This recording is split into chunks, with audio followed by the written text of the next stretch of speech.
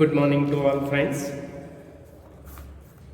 એચ.એસ. પટેલ હાઈસ્કૂલમાંથી આંકડાશાસ્ત્ર વિષયનો શિક્ષક નીલકંઠ જેવારોટ, ધોરણ 11 કોમર્સના એચ.એસ. પટેલ હાઈસ્કૂલના ધોરણ 11 કોમર્સના વિદ્યાર્થીઓનું હું સેશન નંબર 19માં ચેપ્ટર નંબર 3 મધ્યવર્તી સ્થિતિના માપમાં હાર્દિક સ્વાગત કરું છું.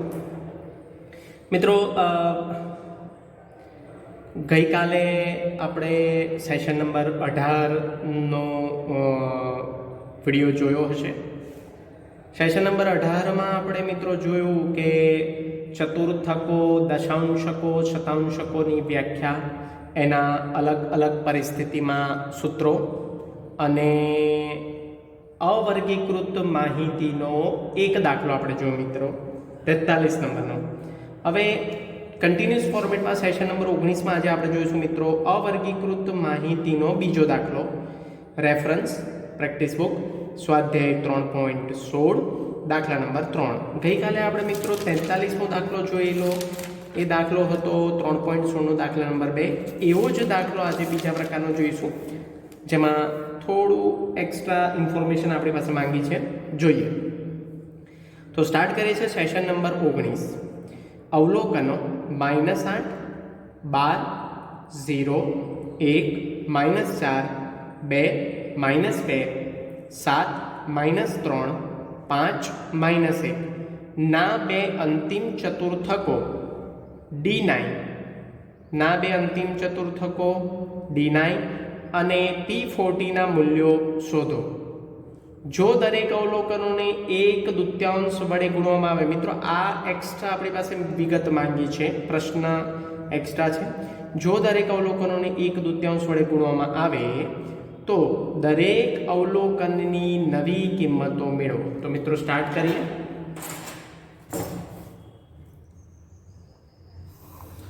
હું પહેલાં વચ્ચે પેજમાં લાઇનિંગ દોરી દઉં છું, જેથી કરીને આપણને દાખલો ગણવામાં સરળતા રહે અને જગ્યાનો મેક્સિમમ ઉપયોગ કરી શકીએ આપણે.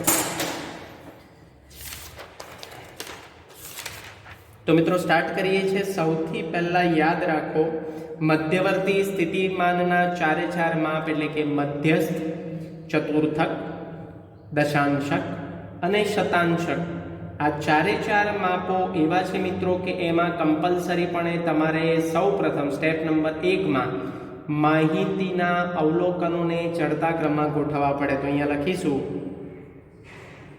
અવલોકનોને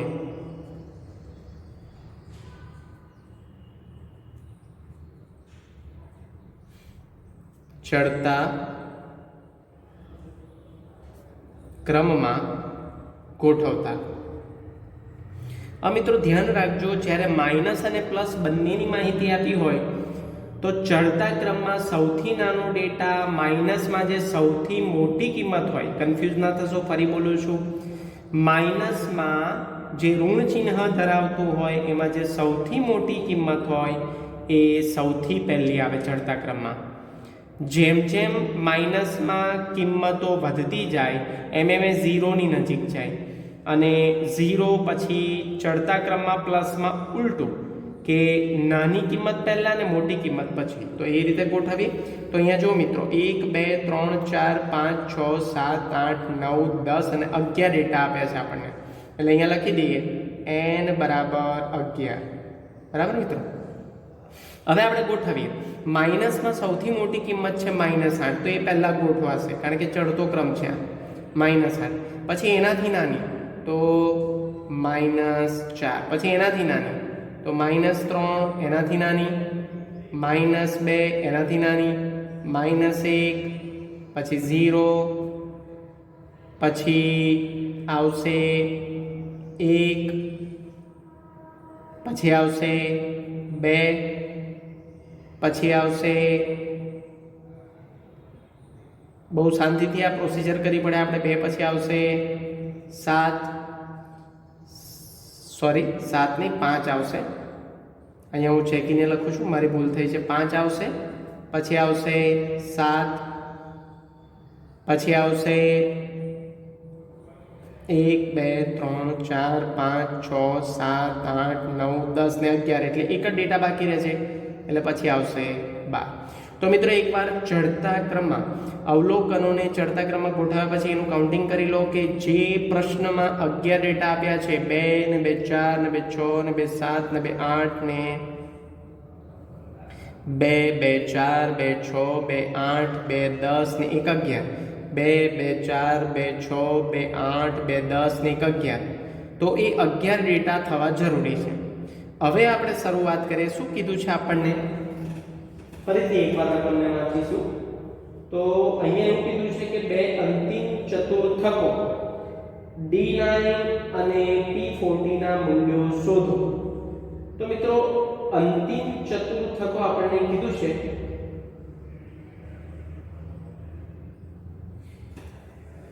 તો અંતિમ ચતુર્થકો એટલે મિત્રો સમજો અંતિમ ચતુર્થકો કોને કહેવાય? તો અહીંયા જુઓ ધ્યાનથી, જ્યારે મેં તમને ચતુર્થકની થિયરી ભણાવેલી, હું થોડું રેફરન્સમાં આગળ જઉં છું. ચતુર્થકોની જ્યારે થિયરી ભણાવેલી ને એમાં ડાયાગ્રામ જોયેલા, તો અંતિમ ચતુર્થકો એટલે ડાબી બાજુનો અંતિમ ચતુર્થક થાય Q1 અને જમણી પેજ નંબર 49 પર છે. હું તમને જ્યારે ઇમેજીસ મોકલીશ ત્યારે 49 પર આનો રેફરન્સ છે જે તમને થિયરીમાં મેં ભણાવ્યું છે સેશન નંબર 18માં. અંતિમ ચતુર્થકો જ્યારે પણ આપણને એવું કે બે અંતિમ ચતુર્થકો શોધો તો Q1 અને Q3 અંતિમ ચતુર્થક કહેવાય. આ મધ્યનું ચતુર્થક કહેવાય Q2. એટલે ડાબી બાજુનો ચતુર્થક અંતિમ કહેવાય Q1 ને જમણી બાજુનો Q3 કહેવાય. એટલે આપણે ઇન શોર્ટ શોધવાનું છે Q1 અને Q3. તો અહીંયા શરૂઆત કરીએ. પહેલા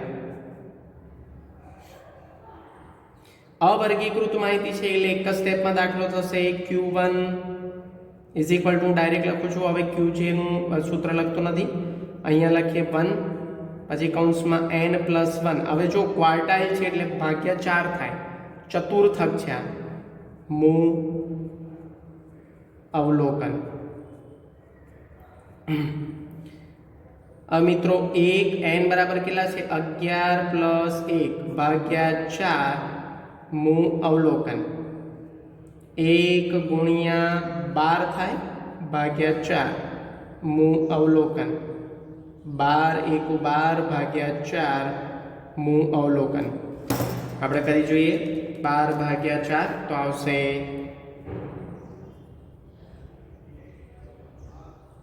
ત્રીજું અવલોકન. બરાબર. હવે ત્રીજું અવલોકન ચડતા ક્રમમાં જે ગોઠવ્યા છે એમાં કાઉન્ટિંગ કરો. પહેલું, બીજું, ત્રીજું, તો -3 થાય. તો અહીંયા લખી દઈએ -3. Q1 બરાબર -3. અહીંયા કોઈ એકમ આપ્યો નથી. જો એકમ આપ્યો હોય તો એ આપણે હાઇલાઇટ કરવાનો છે, પણ અહીંયા એકમ આપ્યો નથી એટલે આપણો પહેલો આન્સર આવ્યો Q1 બરાબર -3. હવે આપણે તૃતીય ચતુર્થક શોધવાનો છે. આ પહેલા નંબરનો આપણો દાખલો એટલે પેટા માહિતીમાં આપણને Q1 કીધો છે. હવે 2 નંબરમાં આપીએ Q3. આપણને ટોટલ 4 અલગ અલગ માપ શોધવાના કીધા છે. Q3 અંતિમ ચતુર્થક પૈકી Q1 શોધ્યો. હવે અંતિમ ચતુર્થક પૈકી Q3 શોધીએ. તો જો જેની જગ્યાએ મેં 3 મૂક્યો તો આપણું સૂત્ર કયું હતું પેલું મિત્રો? Qj is equal to j કૌંસમાં n+1/4 મૂ અવલોકન. તો Qj ની જગ્યાએ 3 મૂક્યા તો અહીંયા પણ 3 મૂકવાના. n+1/4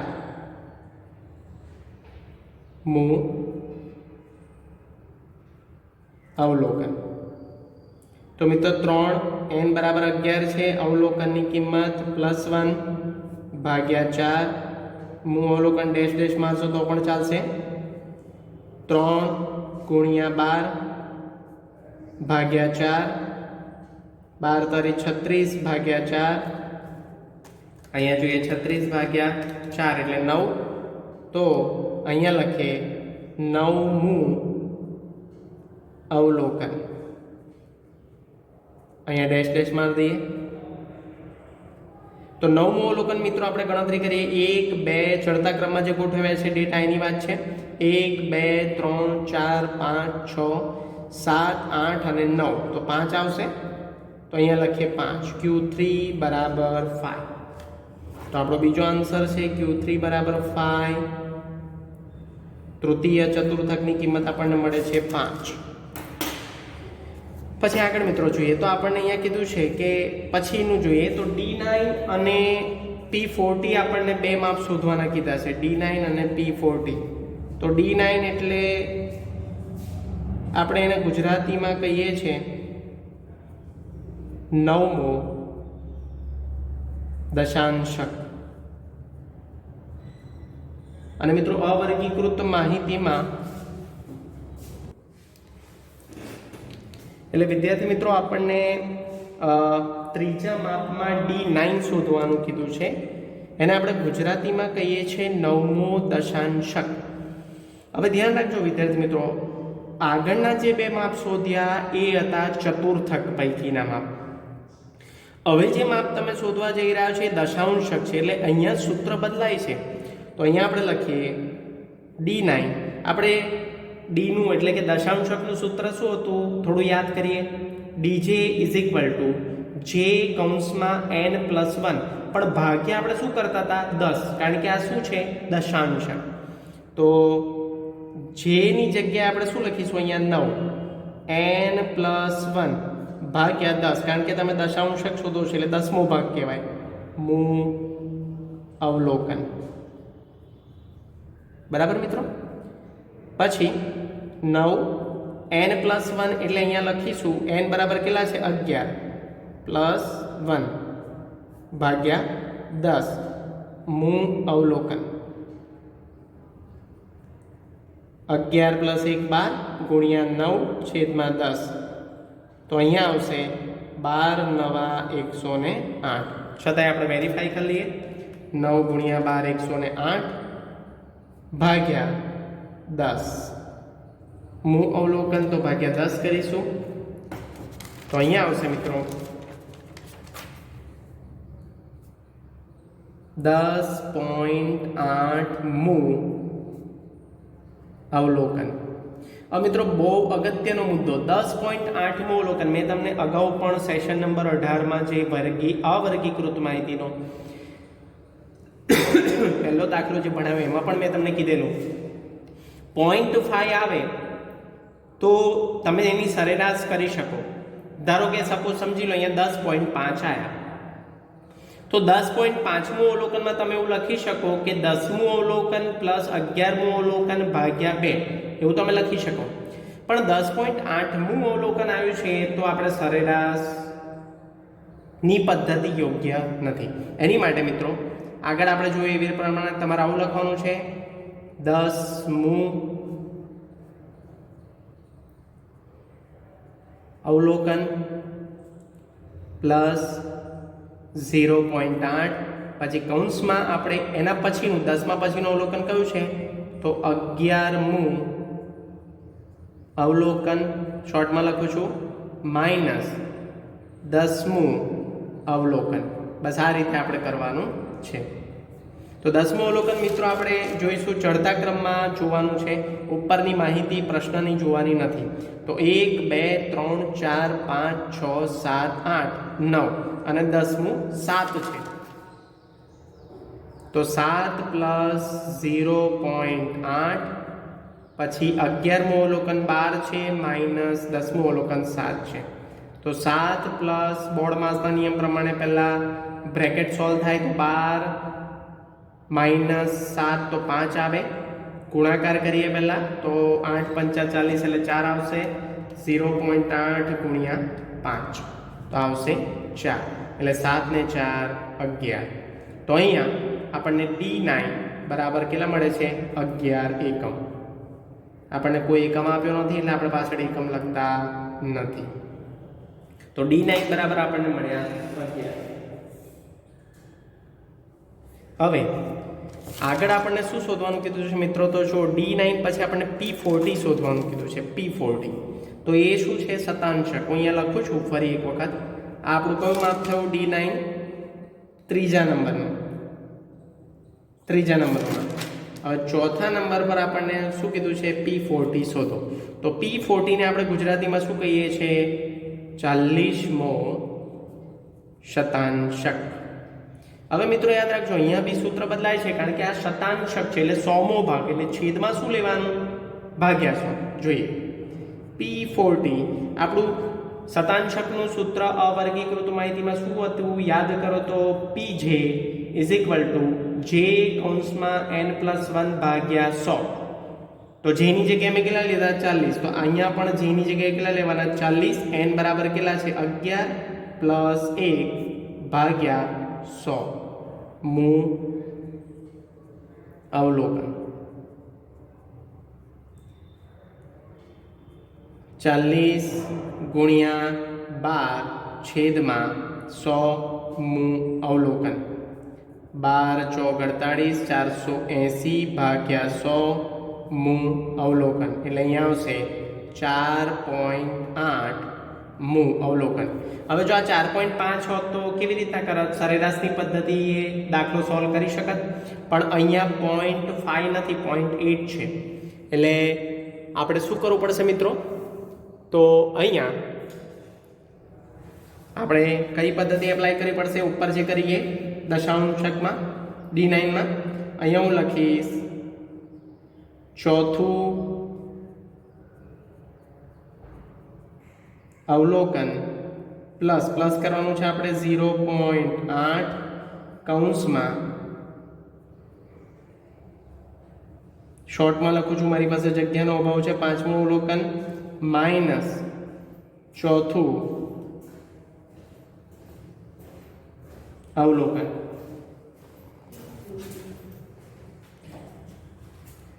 હવે ચોથું અવલોકન ક્રમાનુસાર ચડતા ક્રમમાં જે આપણે ડેટાને ગોઠવ્યા છે એ પ્રમાણે ગણતરી કરીએ તો 1, 2, 3, 4, તો -2 છે અહીંયા જોઈ રહ્યા છો તમે, -8, -4, -3 અને -2. તો અહીંયા લખીએ ચોથું અવલોકન -2 પ્લસ 0.8. પાંચમું અવલોકન એના પછી જો ગણીએ તો -1 છે, તો -1 -2. જો ધ્યાન રાખજો, કારણ કે અહીંયા માઇનસ ચિહ્નો આવે છે, ઋણ ચિહ્ન ધરાવતા ડેટા છે. -2 પ્લસ 0.8.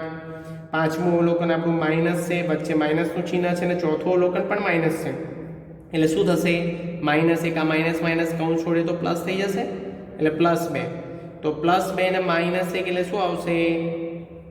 0.8 ગુણ્યા +1 એવું આવી જાય ને. ફરી એક વખત જોઈએ જો કન્ફ્યુઝ ના થશો. ચોથું અવલોકન ક્રમાનુસાર જોઈએ 1, 2, 3, 4. એટલે ચોથું અવલોકન -2 આપણે અહીંયા લખ્યું. પાંચમું અવલોકન એના પછી -1 છે, તો અહીંયા -1 લખ્યું.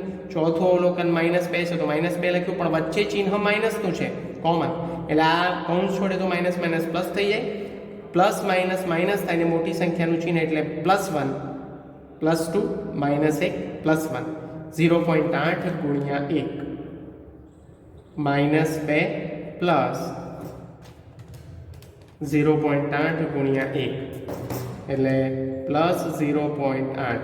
હવે -2માં એને -2 કરીએ તો આવે -1.2, પણ -1.2 આવે છે, તો અહીંયા લખીએ P40 બરાબર -1.2. આ આપણો જવાબ. 40મું શતાંશક આપણો આવે છે -1.2.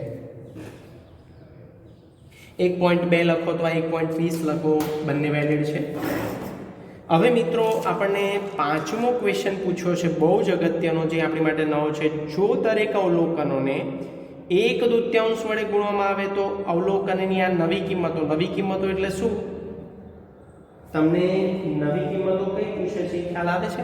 તમે જ્યાં Q1, Q3, પછી D9, પછી P40 આ જે બધા શોધ્યા ને એ જૂની કિંમત પ્રમાણે શોધ્યા. હવે જો દરેક અવલોકન એટલે આ અવલોકનો જે ચડતા ક્રમમાં ગોઠવ્યા એને 1/2 વડે આપણે ગુણીએ તો આ Q1, Q3, D9 અને P40 ની નવી કિંમત કઈ આવે? તો આપણે લખીએ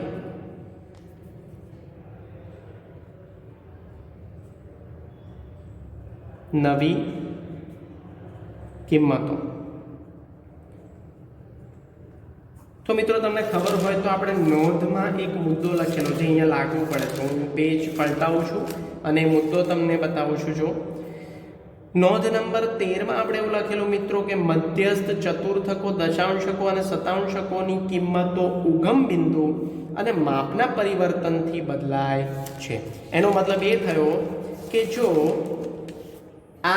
ચડતા ક્રમમાં જે અવલોકનો ગોઠવ્યા છે આપણે -8, -4, -3, -2, -1, 0, 1, 2, 5, 7 અને 12 આ બધાને જો એક દૂત્યાંશ વડે ગુણીએ અને ફરીથી Q1, Q3, D9 અને P40 જે આપણે શોધ્યા એ નવી કિંમતો માટે શોધીએ તો બધાની કિંમતોમાં ચેન્જીસ થાય, કારણ કે અવલોકનોની કિંમતો બદલાય. બરાબર? તો જો એના કરતાં એક શોર્ટકટ મેથડ છે જે હું તમને શીખવાડું છું. તો પહેલું અવલોકન આપણે કયું શોધ્યું? Q1. તો Q1 માટે શું લખવાનું? અહીંયા Q1 ની નવી કિંમત શોધવા માટે જૂની કિંમત. બરાબર? જૂની કિંમત. અને આપણે 1/2 વડે શું કરવાનું છે? ગુણવાનું છે. તો ડાયરેક્ટ આ કિંમતને ગુણ્યા 1/2. તો જૂની કિંમત Q1 ની કઈ છે? જો જૂની કિંમત આ રહી -3 ગુણ્યા 1/2 ને અપૂર્ણાંક કિંમતો એટલે દશાંશ પૂર્ણાંકમાં શું કહેવાય? 0.5 કહેવાય. તો 0.5 વડે ગુણી નાખો તો -3 ગુણ્યા 0.5 એટલે કેટલા આવશે? -1.5 Q1. હું બાજુમાં લખું છું નવી કિંમત. બરાબર મિત્રો?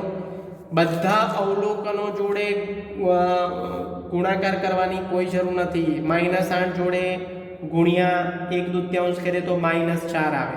-4 જોડે 1/2 ગુણાકાર કરીએ તો -2 આવે. -3 જોડે ગુણાકાર 1/2 કરીએ તો -1.5 આવે. -2 ની જગ્યાએ -1 થઈ જાય. -1 ની જગ્યાએ શું થઈ જાય? 0.5 થઈ જાય. 0 ની જગ્યાએ -0.5 થઈ જાય. અરે 0.5 થઈ જાય. 1 ની જગ્યાએ 0.5, 2 ની જગ્યાએ 1, 5 ની જગ્યાએ 2.5, 7 ની જગ્યાએ 3.5 અને 12 ની જગ્યાએ 6.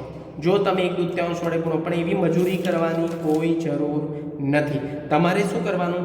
જે તમે આગળ Q1, Q3, D9 અને P40 ની કિંમતો જે શોધી દાખલામાં, તો એ જૂની કિંમત ગણાય અને નવી કિંમત લાવવા માટે ગુણાકાર 1/2 વડે કરી નાખવાનો. તો આ થઈ આપણી -1.5 નવી કિંમત. પણ ચિહ્ન બહુ જ ધ્યાનમાં રાખવાનું છે. હવે નવી કિંમતમાં બીજી કિંમત શોધીએ. આમાં મિત્રો કન્ફ્યુઝ ના થતા, આગળ જે આપણે બધા માપ શોધ્યા ને Q1, Q3 પછી D9 અને P40 એ જૂની કિંમતોને આધારે શોધ્યા. બરાબર?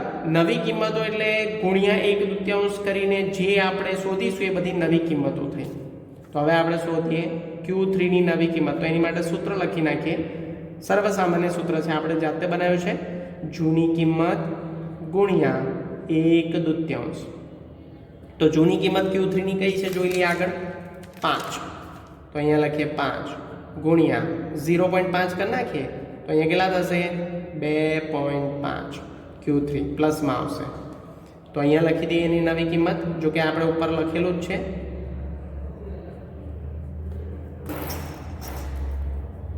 તો મિત્રો આ થઈ Q3 ની નવી કિંમત.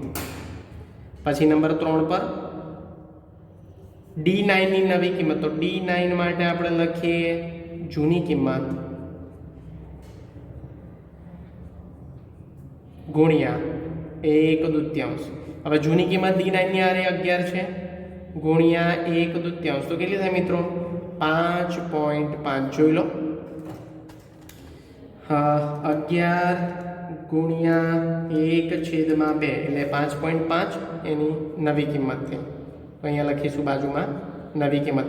એકમ જો આપણને આપ્યો હોય તો એકમ આપણે ખાસ લખવાનો છે. હાલાકી અહીંયા એકમ આપણને આપ્યો નથી એટલે D9 બરાબર 5.5.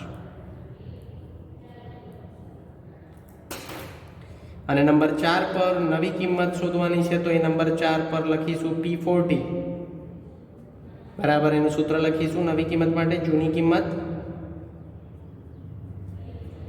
ગુણ્યા 1/2. જૂની કિંમત આપણી કઈ છે?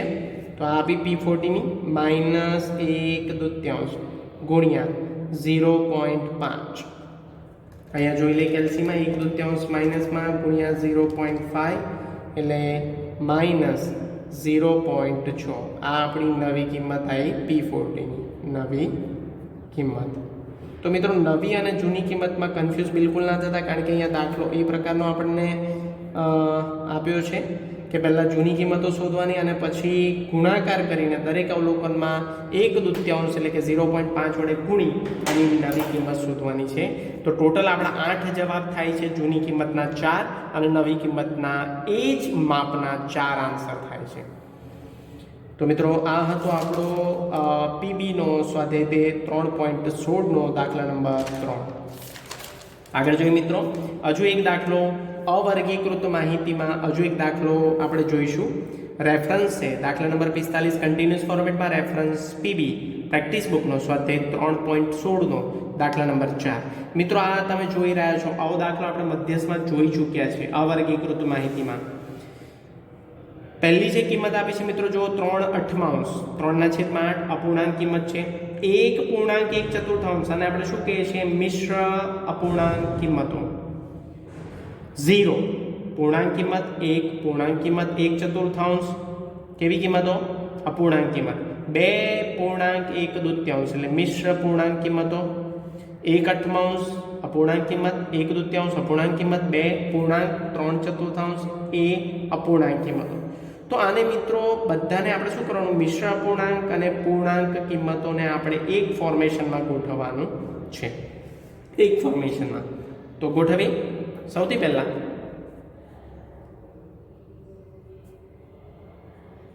અહીંયા લખીશું અવલોકનોને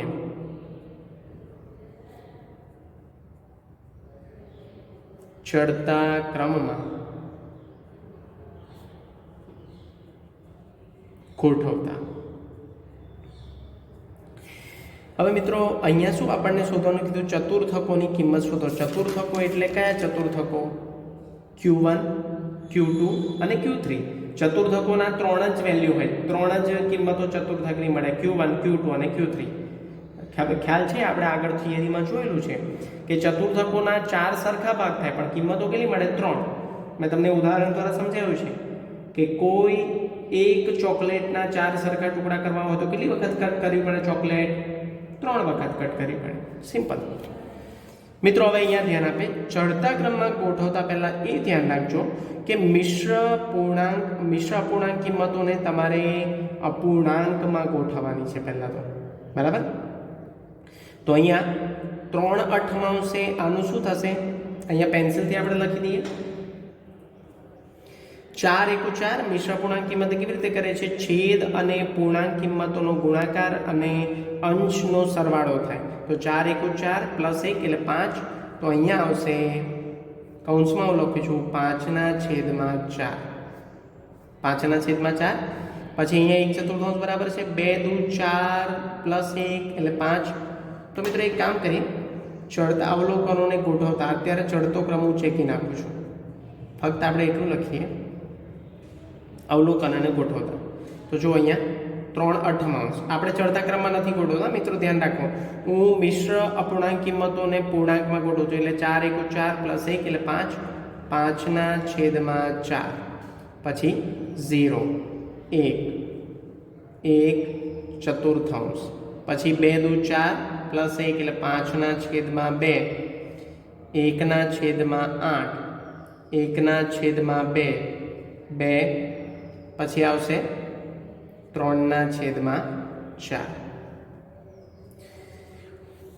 મિત્રો આ બધાની વેલ્યુ ફરી એક વખત આપણે ગોઠવીએ તો 3/8 હવે અહીંયા જુઓ તમે ધ્યાનથી. પહેલાં તો જે 0 1 અને 2 છે ને એ આ બધા કરતાં મોટી છે કે નાની એ જોવા માટે તમારે શું કરવાનું, તો આ બધા જે એને ભાગાકાર કરવાના. 3/8 એટલે કેટલી કિંમત થાય? 0.375 એટલે 0 કરતાં નાની. બરાબર? 0 કરતાં નાની છે ને કિંમત. પછી 5/4 તો એ 0 1 કરતાં મોટી થશે 1.25. તો અહીંયા આપણે લખી દઈએ 3/8. એનું સોલ્યુશન શું આવ્યું? 0.375. પછી 5/4 આ જે બીજી કિંમત છે એને આપણે આ બધી કિંમતોને આપણે દશાંશ પૂર્ણાંકમાં ફેરવી દઈએ એટલે કન્ફ્યુઝન દૂર થઈ જાય આપણું. 1.25 પછી 0 એવો ને એવો આવશે કારણ કે એ તો પૂર્ણાંક કિંમત છે. 1 આવશે. 1/4 એટલે તમને ખબર છે 0.25 થાય. છતાંય કરી જોઈએ આપણે. 1/4 0.25, પછી 5/2 એટલે 2.5 થાય, તો અહીંયા લખીશું 2.5. પછી 1/8 તો આવશે 0.125. પછી 1/2 એટલે 0.5. પછી 2 છે અને 3/4 એટલે 0.75. તો મિત્રો કેટલા ડેટા છે? જો 1 2 3 4 5 6 7 8 9 અને 10. તો અહીંયા હું પહેલાં લખી દઉં છું કે n બરાબર કેટલા છે? 10. અવલોકનની સંખ્યા 10 છે. અહીંયા પણ ગણી લઈએ 1 2 3 4 5 6 7 8 9 અને 10. મિત્રો ધ્યાન રાખજો, ચડતા ક્રમમાં ગોઠવ્યા નથી બંનેમાં, અહીંયા પણ અને અહીંયા પણ. હું અહીંયા લખું છું અવલોકનોને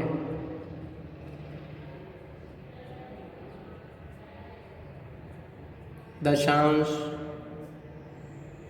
પૂર્ણાંકમાં ફેરવતા. આપણે અવલોકનોને દશાંશ પૂર્ણાંકમાં ફેરવ્યા છે. તો પહેલું અવલોકન 3/8 છે, એને આપણે ફેરવ્યા તો 0.375 થયા. બીજું અવલોકન 5/4 છે, જેને આપણે ફેરવ્યા તો 1.25 થયા. 0 ના 0 આવે, કારણ કે છેદમાં કશું છે નહીં, એટલે એને પૂર્ણાંક કિંમત કહેવાય. 1 ના 1 આવે. 1/4 આપણે ફેરવ્યા દશાંશ પૂર્ણાંકમાં તો 0.25 આવે. 5/2 2.5 બને. 1/8 0.125 બને. 1/2 0.5 બને. 2 એવા ને એવા અને 3/4 0.75 બને. ડેટાને આપણે ગણી લઈએ 1 2 3 4 5 6 7 8 9 અને 10. ઓકે, હવે આને ચડતા ક્રમમાં ગોઠવીશું. તો અહીંયા લખીએ અવલોકનોને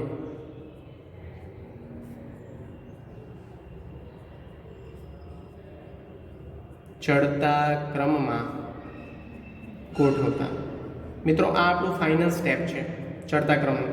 તો જો મિત્રો દશાંશ પૂર્ણાંકમાં છે સૌથી નાની કિંમત પહેલાં પકડો. તો સૌથી નાની આમાંથી કઈ તમને દેખાય છે? 0.125. તો અહીંયા હું લખું છું 0. નહીં, પહેલાં તો 0 આવે ને મિત્રો, સોરી, સૌથી પહેલાં 0 આવે તો 0 લખીએ અહીંયા. પછી આપણે લખીએ 2 નંબર પર 0.125. 3 નંબર પર આપણે લખીશું 0.125 ગયા. પછી શું આવે? 0.375 ના, 0.25 આવશે. તો અહીંયા લખીશું 0.25. પછી આવશે 0.5. પછી આવશે, બહુ ઉતાવળામાં કરવી નહીં, કારણ કે ડેટા જોઈને તમે ગૂંચવાઈ જશો તો લોચા પડશે. જો 0.5 પણ ના આવે, 0.375 આવે. મારી જે ભૂલ થાય છે 0.375, બરાબર. 1 2 3 4. પછી આવે 0.5. પછી આવે 0.5. પછી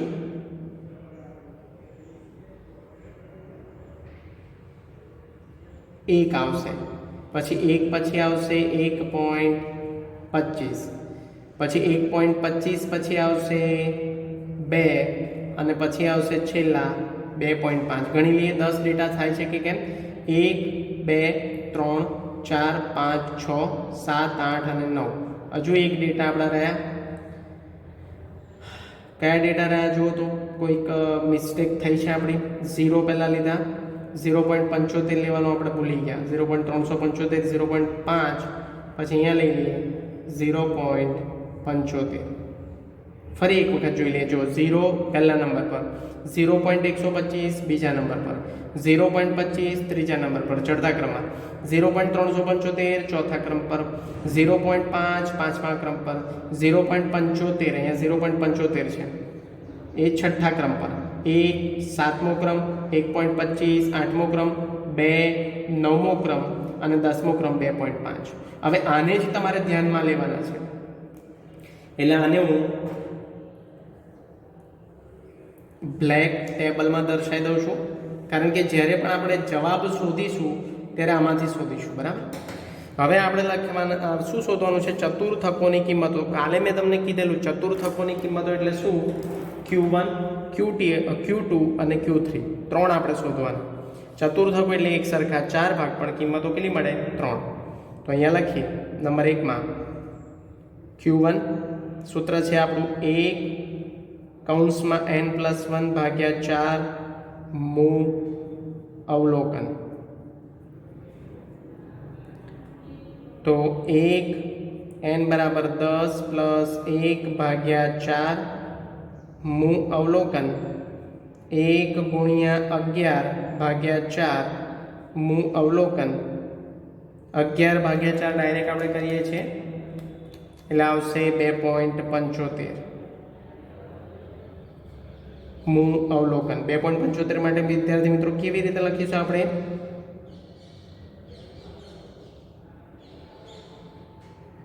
बीजू शब्द में लखीए अवलोकन प्लस 0.75 कौंस में त्रीजू अवलोकन माइनस बीजू अवलोकन। तो मित्रों अहींया जोईए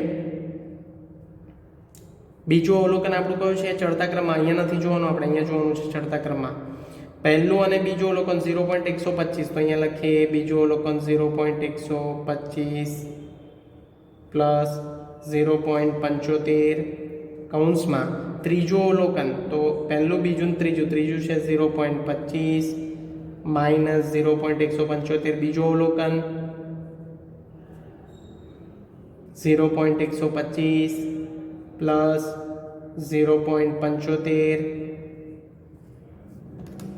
0.25 माइनस 0.125 तो आवशे 0.300 ने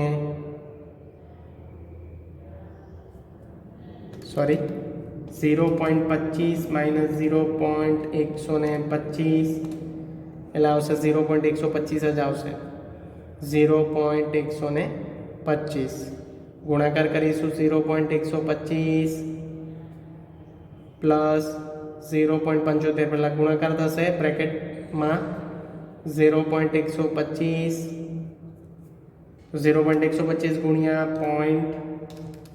0.125 गुणिया 0.75 એટલે આવશે 0.125 प्लस 0.9375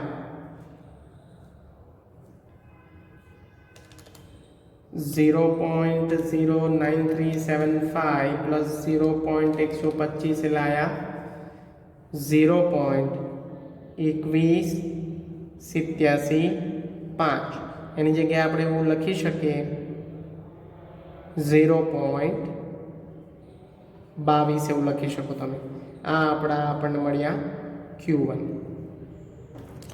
जो मित्रों 0.125 અને 0. વચ્ચે આ Q1 आवा જોઈએ તો આવે છે 0.22 આપણે જોઈ રહ્યા છે Q1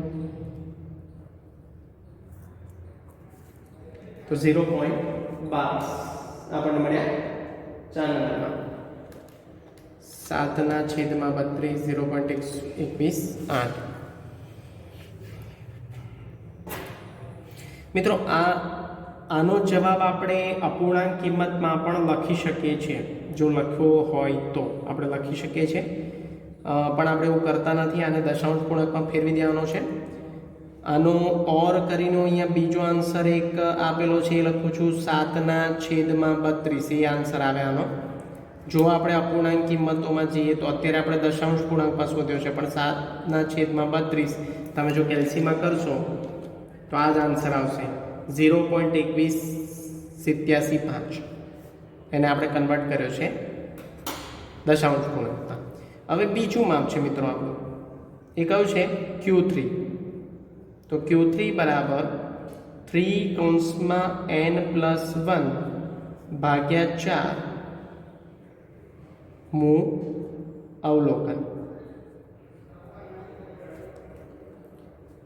3 कौंस में आपणे लखवानुं छे 10+1 भाग्या 4 मू अवलोकन 3 गुणिया 11 छेदमां 4 मू अवलोकन 33 छेदमां 4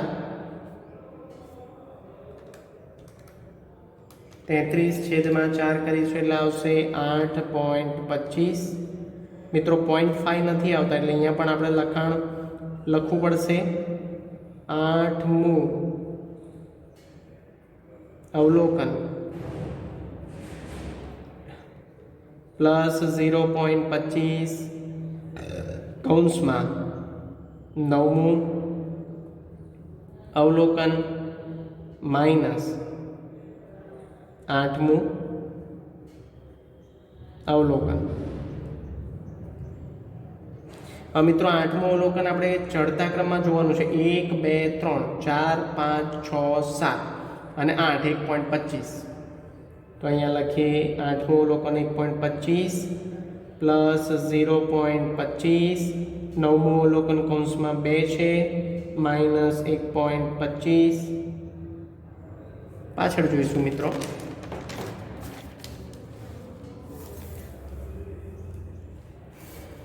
મિત્રો જગ્યાના અભાવને લીધે અહીંયા હું પેજ નંબર માફ કરજો મિત્રો, જગ્યા થોડી ખોટી છે તો પેજ નંબર અહીંયા હું 60A લખું છું. એનો મતલબ એ સમજો કે આ 60 અને 61ની વચ્ચેનું પેજ છે. તમને દેખાય એ રીતે હું અહીંયા આન્સર લખવાનો પ્રયત્ન કરી રહ્યો છું મિત્રો. તો પાછળ આપણે શું જોયું મિત્રો, 60 પેજ નંબર છે, અહીંયા 60A લખું છું, ધ્યાન રાખજો. 1.25 તો અહીંયા લખીએ 1.25 પ્લસ 0.25 ગુણાકાર કરવાના છે એટલે 0.25. તો અહીંયા 2 માઇનસ 1.25 એટલે 0.75 થાય. જોઈ લઈએ છતાં પણ 0.75. તો અહીંયા લખીએ 0.75 0.25 જોડે ગુણાકાર કરવાના છે તો થશે 0.1875 પ્લસ 1.25 એટલે આપણને મળશે પ્લસ 1.25 એટલે 1.4375. આ આપણા આયા Q3 અને આપણે બોક્સમાં દર્શાવીશું કારણ કે આપણો જવાબ છે Q3નો. તો મિત્રો આને ઓર કરીને પણ આપણે લખી શકીએ આ રીતે. જો 0.4375 એટલે એને જો આપણે કન્વર્ટ કરીએ તો 23/16 આન્સર આપણને આપેલો છે. 23/16 અહીંયા આપેલો છે આન્સર. મિત્રો આ આન્સર લખો તો પણ ચાલે અને આપણે જે દાખલો ગણ્યો છે દશાંશ પૂર્ણાંકમાં આન્સર આવશે, પણ અંદર પ્રેક્ટિસ બુકમાં 23/16 આપ્યો છે. જો તમે અપૂર્ણાંક કિંમતોમાં આન્સર લાવો તો 23/16 કરો તો આપણો આ જ આન્સર આવે 1.4375. બોર્ડમાં બંને જવાબ વેલિડ છે. આપણે દાખલો આખો દશાંશ પૂર્ણાંક પદ્ધતિએ કર્યો છે, એ પણ યોગ્ય અને વ્યાજબી પદ્ધતિ છે, બોર્ડની માન્ય પદ્ધતિ છે. અને ત્રીજું માપ મિત્રો આપણને શોધવાનું કીધું છે નંબર 3 પર Q2. તો Q2 માટે શું લખીશું? 2n+1/4 ભાગ્યા 4 કરવાનું છે કારણ કે આ ચતુર્થક છે. મું અવલોકન. તો મિત્રો 2 પછી અહીંયા લખીશું 10+1/4 મું અવલોકન 2×11/4 મું અવલોકન 22/4 મું અવલોકન. હવે 22/4 કરીએ તો શું આવે છે જોઈએ? 5.5 મું અવલોકન. હવે મિત્રો 5.5 છે એટલે સરેરાશની પદ્ધતિ કરી શકીએ. શું લખીએ આપણે? 5મું અવલોકન પ્લસ 6મું અવલોકન ભાગ્યા 2. 5મું અવલોકન ચડતા ક્રમમાં જોઈ લઈએ આપણે. 1 2 3 4 5. 5મું અવલોકન એટલે 0.5. તો અહીંયા લખીએ 0.5 પ્લસ 0.75 છઠ્ઠું અવલોકન છે ભાગ્યા 2 0.5 પ્લસ 0.75 એટલે 1.25 ભાગ્યા 2 તો આવશે 0.625 અને જો એને દશાંશ પૂર્ણાંકમાં લખીએ તો અહીંયા આવશે 3/8 નહીં સોરી 3/8 નહીં અહીંયા એનો આન્સર આપ્યો છે મિત્રો 5/8 તો આ પણ આન્સર એનો આવી શકે જો અપૂર્ણાંકમાં આપણે જવાબ ગણતા હોઈએ તો 5/8 આવે અપૂર્ણાંક કિંમતોમાં અને દશાંશ પૂર્ણાંકમાં જો આપણે Q2 નો આન્સર લાવીએ તો આવે 0.625 મિત્રો બહુ ધ્યાનથી 5/8 નો આન્સર પણ 0.625 આવે છે જે આપણો દશાંશ પૂર્ણાંકમાં આવે છે તો આ તો મિત્રો પ્રેક્ટિસ બુકનો સ્વાધ્યાય 3.16 નો અવર્ગીકૃત માહિતીનો છેલ્લો દાખલો દાખલા નંબર 4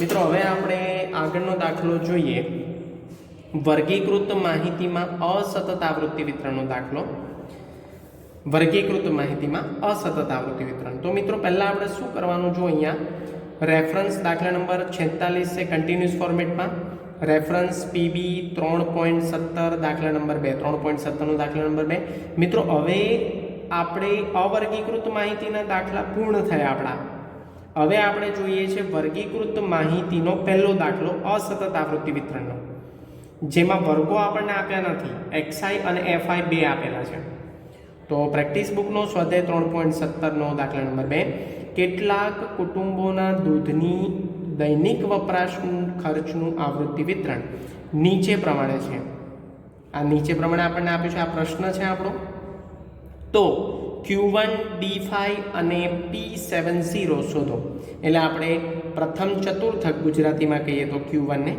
D5 ને કહીએ તો પાંચમો દશાંશક અને P70 ને જો ગુજરાતીમાં કહીએ તો 70મો શતાંશક થાય તો એ આપણે શોધવાનું છે જોઈએ મિત્રો પહેલા તો જો આપણને જે પ્રશ્નમાં આપ્યા છે ડેટા જોઈ લઈએ દૈનિક ખર્ચ રૂપિયામાં આપ્યો છે એટલે એકમ તમારો રૂપિયાનો છે less than equal to 15 less than equal to 20 less than equal to 35 10 less than equal to 18 less than equal to 25 less than equal to 40 less than equal to 28 હવે મિત્રો મેં તમને અગાઉ પણ મધ્યસ્થમાં કીધેલું કે જ્યારે લેસ ધેન ઇક્વલ ટુ અને ગ્રેટર ધેન ઇક્વલ ટુ ની સાઇન આપી હોય ત્યારે હંમેશા તમને CF આપેલી હોય અહીંયા કુટુંબોની સંખ્યા જે આપી છે ને એ ફ્રીક્વન્સી નથી એ શું છે સંચય આવૃત્તિ છે એટલે પહેલા તો આપણે આને શું કરીશું મૂળ આવૃત્તિ વિતરણમાં નહીં ફેરવે પહેલા આપણે આને ચડતા ક્રમમાં ગોઠવી દઈએ તો એક્સઆઈ એટલે કે દૈનિક ખર્ચમાં સૌથી નાની કિંમત કઈ છે 10 એની સામે એની CF કેટલી આપેલી છે 5 પછી લેસ ધેન ઇક્વલ ટુ છે એટલે થી ઓછું કહેવાય ને થી ઓછું આવૃત્તિ વિતરણ થયું પછી અહીંયા પછીનો ડેટા જે આપ્યો છે એ 10 પછી મોટો ડેટા કયો છે તો 15 તો અહીંયા લખીએ લેસ ધેન ઇક્વલ ટુ 15 એની સામે એની CF સંચય આવૃત્તિ 17 પછી એના પછી આવશે લેસ ધેન ઇક્વલ ટુ 18 અને એની સામે 30 પછી લેસ ધેન ઇક્વલ ટુ 20 એની સામે 46 પછી લેસ ધેન ઇક્વલ ટુ 25 એની સામે આવશે 76 લેસ ધેન ઇક્વલ ટુ 28 એની સામે આવશે 88 લેસ ધેન ઇક્વલ ટુ 35 એની સામે આવશે 96 અને લેસ ધેન ઇક્વલ ટુ 40 એની સામે આવશે 99 મિત્રો આપણે ચડતા ક્રમમાં ગોઠવ્યા સમજો હવે આને આપણે મૂળ આવૃત્તિ વિતરણમાં ગોઠવવાનું છે આ શું હતા હું અહીંયા લખું છું ચડતા ક્રમમાં હવે અહીંયા મૂળ આવૃત્તિ વિતરણ એવું લખું છું શબ્દ મૂળ આવૃત્તિ વિતરણમાં ગોઠવતા તો આ મૂળ આવૃત્તિ વિતરણ થઈ ગયું અહીંયા ઉપર લાઇનિંગ કરું છું એટલે અલગ અલગ પેરામીટર ખબર પડે આ આપણો પ્રશ્ન છે પ્રશ્ન ચડતા ક્રમમાં ગોઠવ્યા પછી મિત્રો અહીંયા લખવાનું છે 10, 5 ના 5 એવા ને એવા જ આવશે મિત્રો, બરાબર છે, કારણ કે ઉપર CF કેટલી હોય બાય ડિફોલ્ટ 5 - 0 એટલે કેટલા આવે 5. પછી 15 તો ઉપર લખીશું 17 - 5. આવું કેમ કરે છે મિત્રો? કારણ કે આથી ઓછા પ્રકારનું સંચય આવૃત્તિ વિતરણ બન્યું છે. તો 17 - 5 બરાબર 12. પછી અહીંયા 18 લખીશું તો અહીંયા આવશે 30 - 17. ઉપરની CF લેવાની છે, આ CF છે. તો 30 - 17 એટલે કેટલા આવે 13. પછી લઈશું 20 તો અહીંયા આવશે 46 - 30 એટલે આવશે 16. પછી 25 તો અહીંયા આવશે 76 - 46 બરાબર 30. પછી 28 88 - 76. આવું કેલ્ક્યુલેશન તમારે પરીક્ષામાં કરવાની જરૂર નથી, તમે ડાયરેક્ટ લખશો તો પણ ચાલશે. 76 એટલે આવશે 12. પછી 35 તો અહીંયા આવશે 96 - 88. તો 96 - 88 બરાબર આવશે 8. અને 40માં 99 - 96 બરાબર 3. તો મિત્રો આનું ટોટલ 99 થવું જોઈએ આ સંચય આવૃત્તિ. તો જોઈ લઈએ 3 + 8 + 12 + 30 + 16 + 13 + 12 + 5 99. તો n બરાબર અહીંયા કેટલા થઈ ગયા 99 થઈ ગયા. આપણી આ ફ્રીક્વન્સી, હવે આપણને f મળી આ ફ્રીક્વન્સી. અને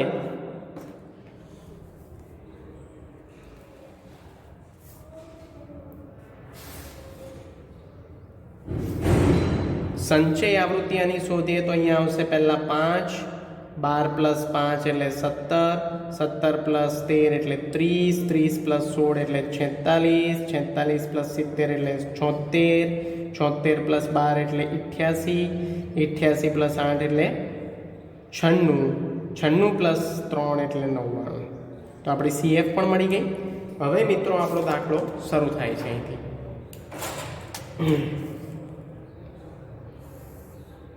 આપણે 3 માપ શોધવાના છે, Q1, D5 અને તો પહેલાં આપણે લખીએ નંબર 1 પર Q1. તો Q1માં લખીએ 1n + 1/4, કારણ કે ચતુર્થક છે ને, મૂ અવલોકન. પણ જોવાનું જ ક્યાં આપણે CF માં જોતા 99 + 1 મૂ અવલોકન CF માં જોતા ભાગ્યા 4 એટલે 1 × 100/4. બહુ ધ્યાનથી મિત્રો, 100/4 મૂ અવલોકન. તો 100/4 એટલે કેટલા થાય 25 × 100. તો અહીંયા થયું 25 મૂ અવલોકન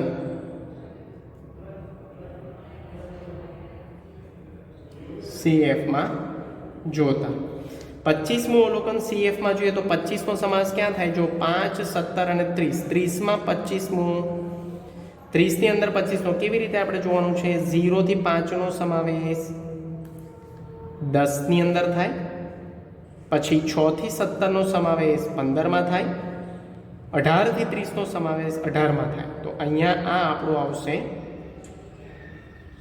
25નો સમાવેશ ક્યાં થાય? 30માં. 30ની સામે xi ની કિંમત કઈ? 18. તો આપણે અહીંયા લખીશું Q1 બરાબર 18 અને એકમ આપ્યો છે આપણને રૂપિયામાં, તો આપણે રૂપિયા લખી દઈશું.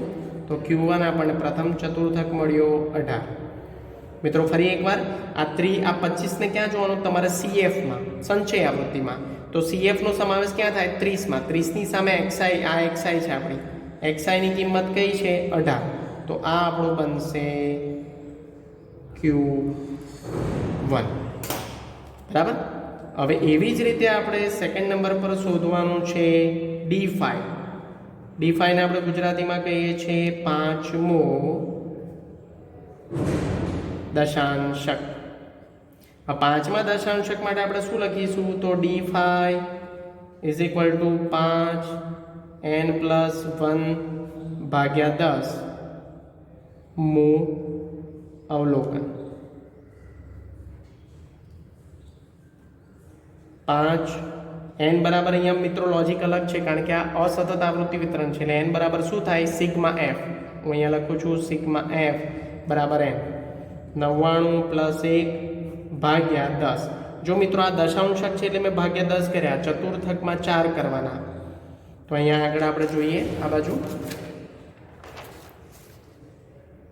5×100/10 મુ અવલોકન CF માં જોતા. 500/10 મુ અવલોકન CF માં જોતા, 50 મુ અવલોકન CF માં જોતા. તો 50 મુ અવલોકન CF માં જોઈએ તો ક્યાં સમાવેશ થાય એનો? 76 માં. 46 સુધીનો સમાવેશ 20 માં થાય, પણ 76 સુધીનો સમાવેશ 25 માં થાય. એટલે અહીંયા આને બોક્સમાં બનાવું છું, આ આપણો બનશે Q3, કારણ કે 50નો સમાવેશ આ 25માં XIની 25 કિંમતમાં થાય. તો અહીંયા લખીશું Q3 બરાબર 25 રૂપિયા. એકમ આપણો રૂપિયા છે એટલે હું રૂપિયા લખું છું અહીંયા. ધ્યાન આપજો, એકમ તમારે ખાસ લખવાનો છે કારણ કે એનો અડધો માર્ક છે. હવે આપણને P70 શોધવાનું કીધું, તો નંબર 3માં હું લખું છું P70નું ગુજરાતી આપણે કરીએ છીએ 70મો શતાંશક. અને એનું સૂત્ર મિત્રો થાય છે P70 = 70 n+1, પણ ભાગ્યા કેટલા કરવાના? 100. અહીંયા લખીશું મુ અવલોકનને CFમાં જોતા. આપણે CFમાં જોવાનું છે કારણ કે આ અસતત આવૃત્તિ વિતરણ છે. તો 70 n બરાબર કેટલા છે? 99+1/100 મુ અવલોકનને CFમાં જોતા. 70×100/100 100 ઉડી જાય, 1 થઈ જાય. તો અહીંયા આવશે 70 મુ અવલોકનને CFમાં જોતા. હવે મિત્રો CFમાં 70નો સમાવેશ ક્યાં થાય? એ પણ 76માં જ થાય. તો 76 જે Q3ની કિંમત આવે છે એ P70ની કિંમત આવશે. એટલે P70 પણ 25 રૂપિયા થાય.